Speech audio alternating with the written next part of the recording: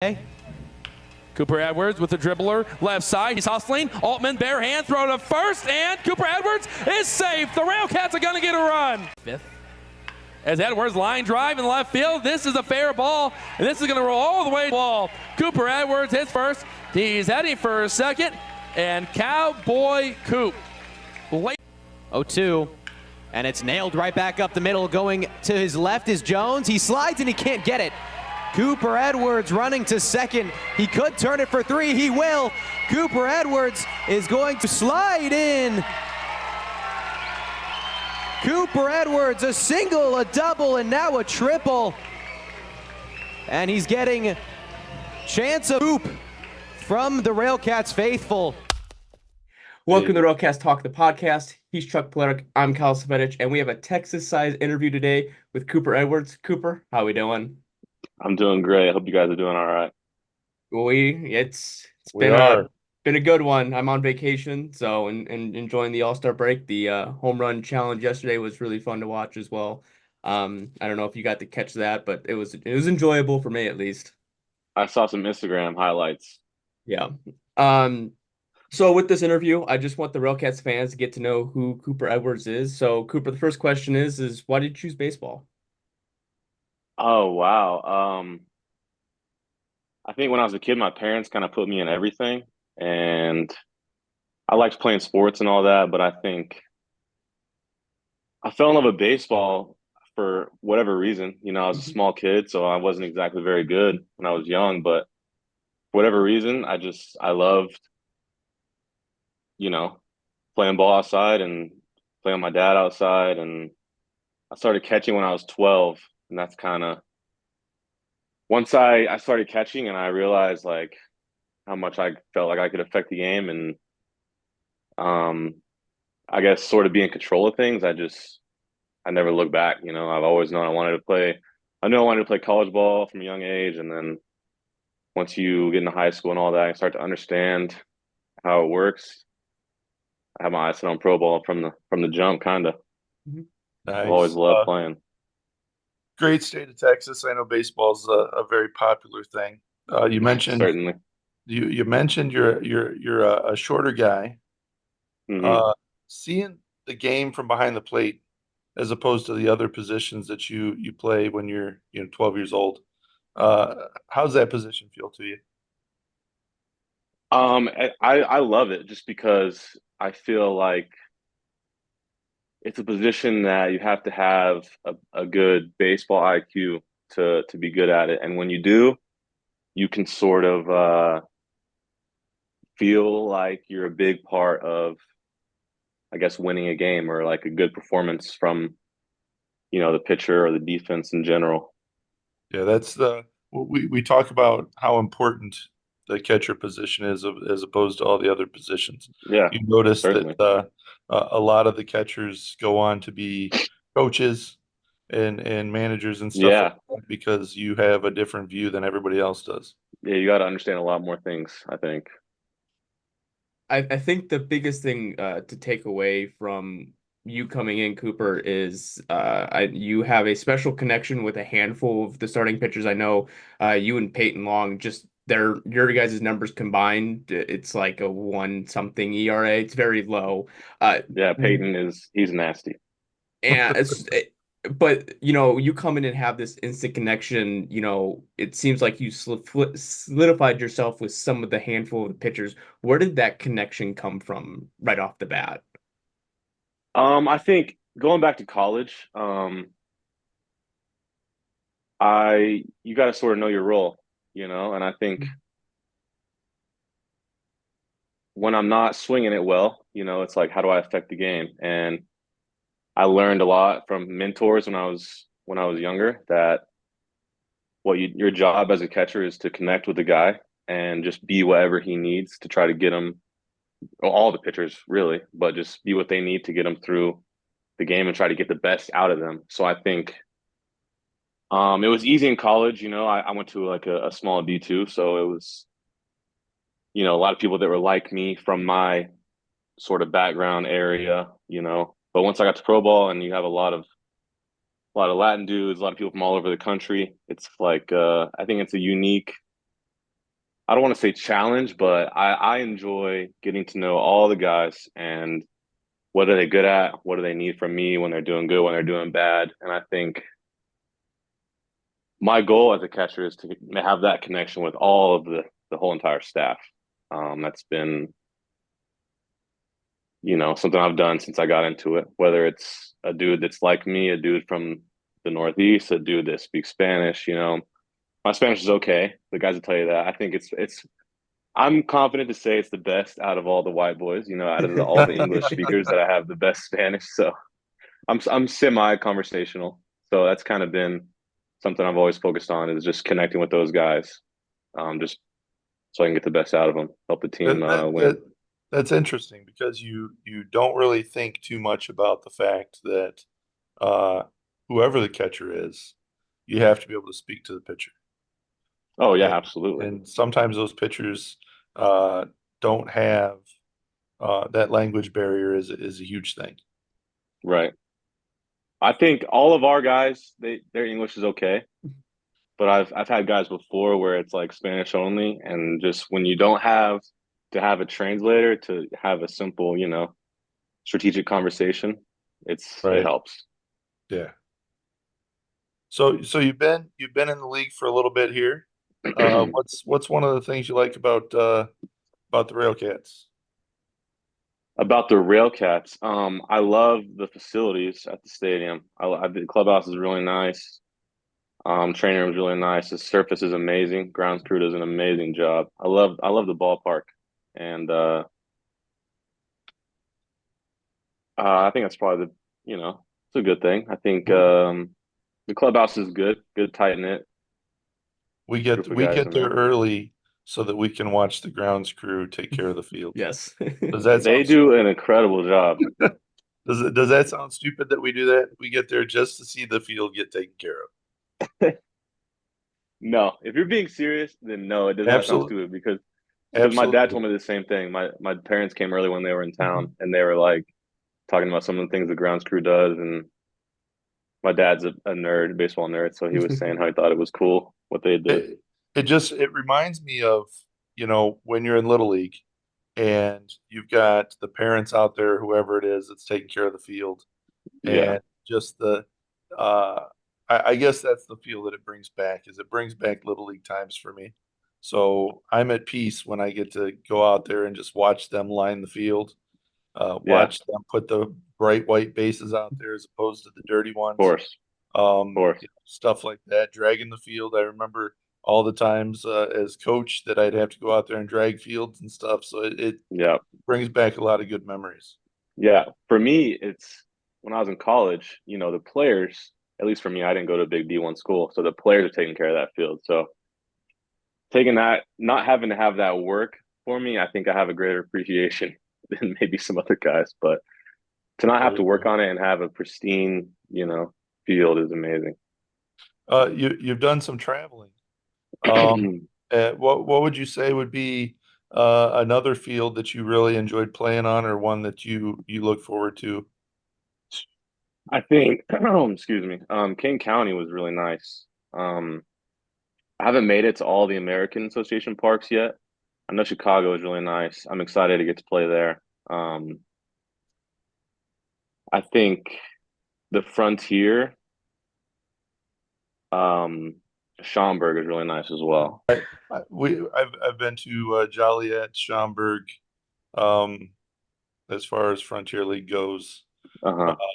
at Schaumburg, so the same. We used to have the same owner Yeah. at Right, Schaumburg, right. and Hmm. a lot of the things that they do in Schaumburg is the same thing that we do uh, at the Steel Yard. Right. So, you know, which brings the next question: food. What's your favorite baseball food to eat when you go to these different places? Baseball food. Um, Man, I don't know. I'm trying to think of one that would really stand out. I think my personal favorite is when you go to those parks that have, um, I guess chefs, and Mhm. they'll cook you like have like a chicken fillet or something with some rice and Okay. More like a home cooked vibe instead of, and not like a, restaurant or not donating, but a sponsor Did you giving you the food. did you get a chance to try the pork chop at Kane County? Did they give us pork chops? I No, don't think it's so. it's like a vendor. It's the atomic pork chops. Oh That's no, I didn't have any food from the stadium. No, no, Gotcha. no. yeah, that's their big thing is the pork chop. Ours Oh, I is didn't know that. hoagie. Okay. Hmm. Yeah, Um, Chicago is the Chicago dog. right, Um, it seems like each stadium tries to have their own little niche right. difference, you know.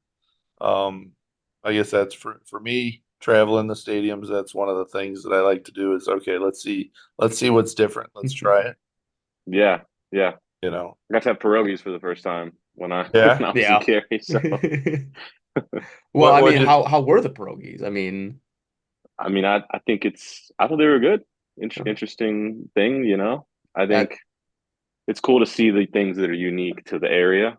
Like when I was in Florence and you're around Cincinnati, have all those chili places yeah. or Geta, which I is really weird, but just all the food that's local that you get to see. yeah, you get some Skyline chili while you're down I had to try it once. there? Yeah, I can't say it's something that I would always want to eat, but I had to have it once just because it's, supposed to be famous. Yeah. I used to travel down to Florence all the time. And so that was uh one of those things where you're like, all right, I've done it. But then Yeah, after a while you're like, I don't remember what it tasted like. I should probably do it again. yeah, yeah. I'll have some more You of that know? chili spaghetti. Yeah, Yeah, there you yeah. go. Uh Um, Go ahead. so just kind of getting to your journey from Florence to Gary, what was your Hmm. recruitment like? So after my second year in Florence, I was just a free agent through the off Mhm. season and through the start of the year.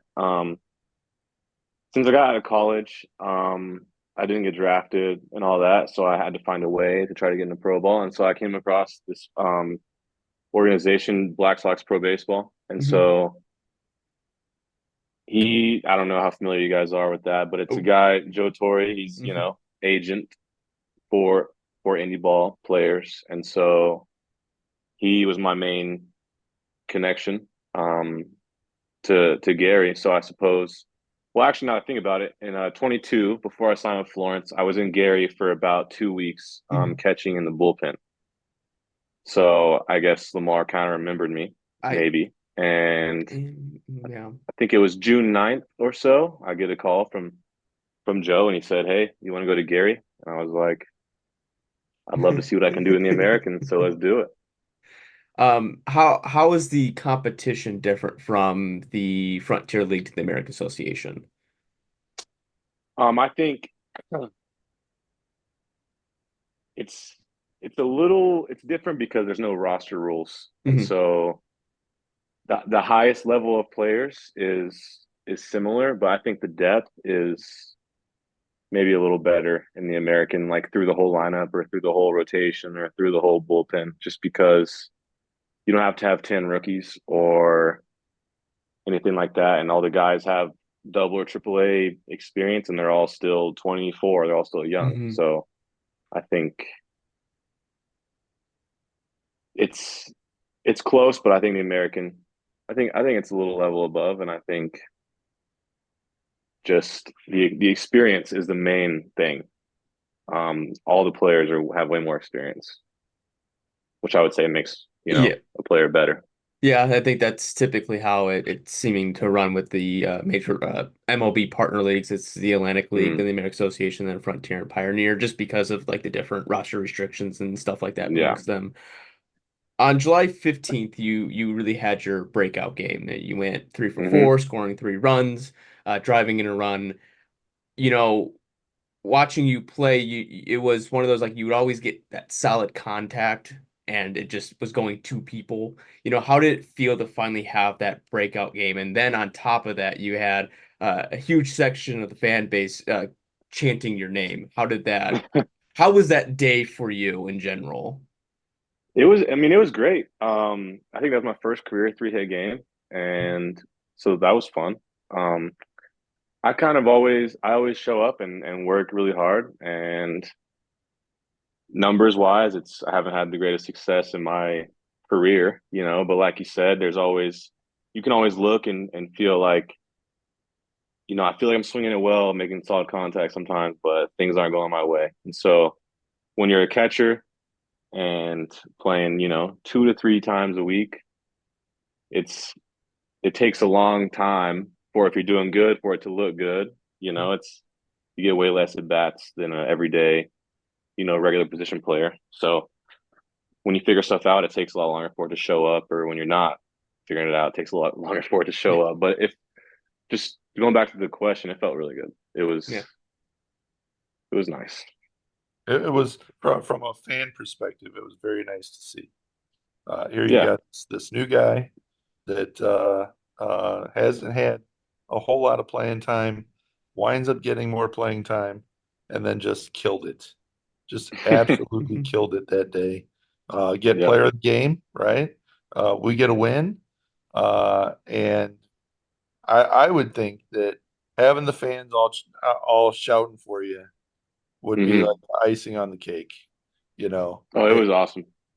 It just feels like you're in the zone at that moment and you don't want to leave it. So when that day happens and all of that kind of comes together, do you just take that moment and just like bask in that for a second and just say, okay, this is what it feels like to have that day. Let's have another one. Oh, definitely. I think for me, I try to treat every day like that, like soak in every single day that I'm, blessed to be able to play pro baseball. And I think having a good day like that is, I kind of like living by, the bad days are the cost of the good ones, and the good days are the cost of the bad ones. So when you get to have one of those really good ones, I think it feels really good. And you don't want to leave the park. You don't want that to ever stop. Helps the Yeah. confidence for sure. Like it feels really nice. And it shows that I think it reiterates that you belong there, right? It kind of Oh solidifies yeah, the feeling or gets rid of some of that doubt that you might have. of course. That, hey, I'm where I need to be right now. And, Hmm. let's keep going. Right. So when going to the ballpark, you a routine guy? I'm not superstitious. I think you're kind of setting yourself up for failure if you Mhm. are. But I do believe in routine. So, I do things every morning, try to set myself up mentally, whether it's, a little bit of reading or journaling type stuff, just kind of I believe in setting intention of how you want your mindset to be, or Mhm. how you want kind of the way you're feeling to be. Like you should have how you want to be, and try to actively get yourself to that headspace. I got like a 30-minute drive to the field, and so I like calling my parents and friends that are sort of like mentors of mine, just to kind of check in and try to get to a good spot.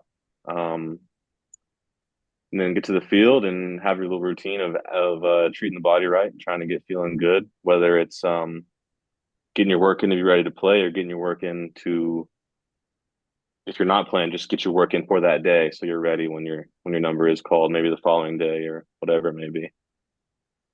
How much preparation team wise do you go through? Do you scout the other team? Do you run by the numbers and see what you're having to deal with? Because being newer to this league, I would think that you don't know necessarily who a Jose Sermo is or one of these guys that's been here for a few years.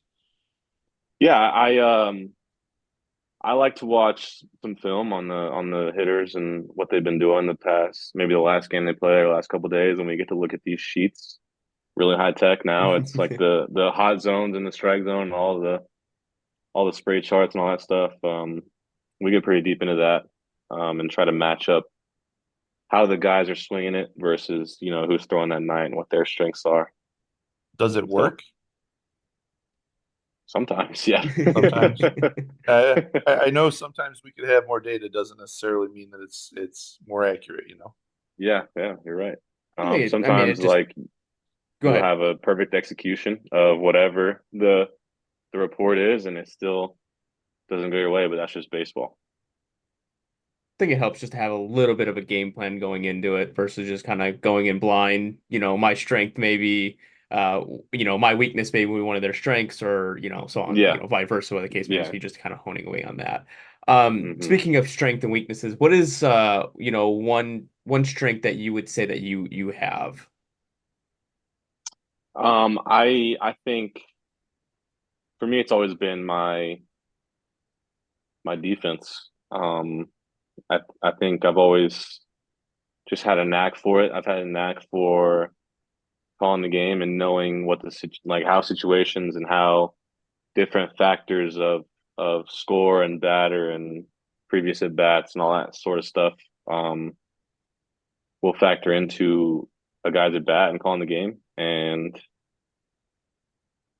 I've just no matter how you're swinging it, if you're a catcher, you can always affect the game in a positive, really positive way on defense. So I've always had a big focus on that. And over the last couple of years, I've gotten a lot better. I've started throwing the ball a lot better. Receiving been pretty good, and yeah. So I think probably the defensive side has been a strength of mine.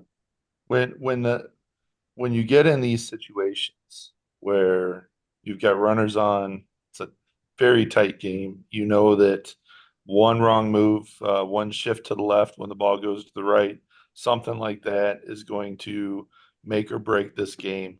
What are you thinking about? Where's your mind at that time? I just try to be in the moment.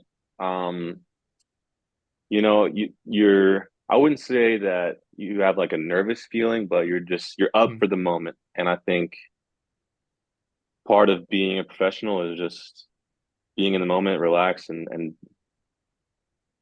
just I don't know, just do your thing. You just fall to the level of your training and be ready for it. Confidence, right? Mhm. That sounds Yeah, like yeah. confidence. Confidence. Yeah. Um, when you're back there catching, do you view it like I'm going to get you out batter type of situation? Is it one of those me against you? Certainly.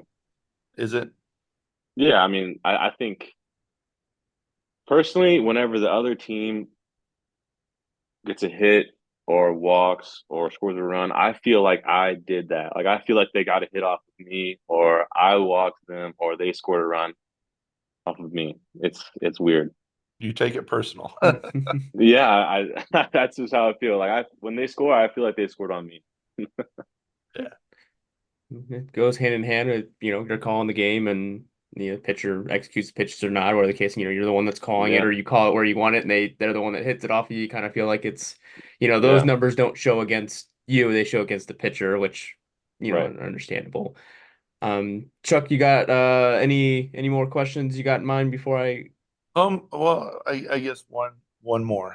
Uh, when you've got, how much harder is it to call a game behind the plate when you've got a pitcher that doesn't have very many pitches, or he has some, uh, maybe he's a slower pitcher, or maybe, he's got these things that aren't going to necessarily gel with the situation versus a guy who has, five different pitches and he can really place Hmm. that ball where it needs to go.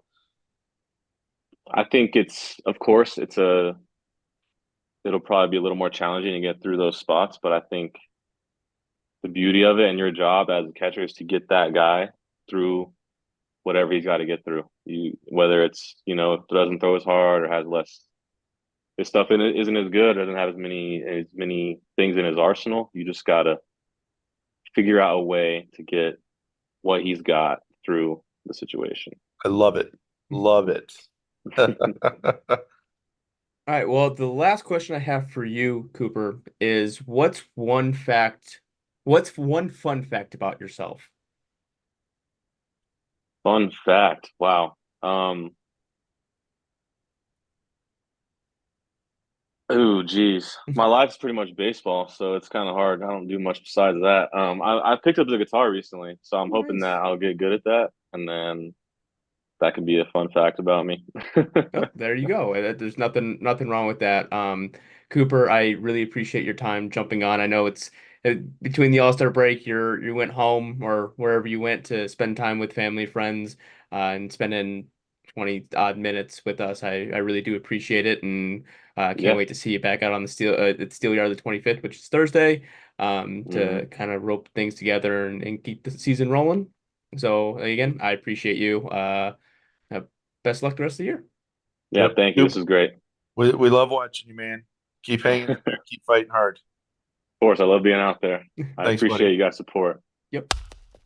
Well, that'll wrap up the interview with Cooper Edwards. Again, thank you, Cooper, for squeezing us into the window of 15 to 20 minutes of conversation just to get to know you better. So I do appreciate you taking time out of your day away from family to spend time with us for a little bit. As far as interviews go, there's going to be hopefully more to come. I have a couple more lined up, and that's something that both Chuck and I have discussed and want to move forward with, of having a separate kind of entity of the players joining the show and us getting to know them, so that way you fans get to know them better. So when we go to the ballpark, we can have those conversations and we can know the player better and have a better atmosphere for not just the fans but the players as well. So expect more of these to be coming throughout the rest of the year, which I know is getting ready to wrap up, but it's not going to stop us from maybe off in the off season and wrapping into the next season and so on and so forth. So just be watching out for that. But like I said, that's going to wrap everything up. I hope you enjoy the rest of your day, rest of your evening when you're watching this, and go Cats. The 0-2. Swing and a miss, strike three. Wrap this one up in green and white.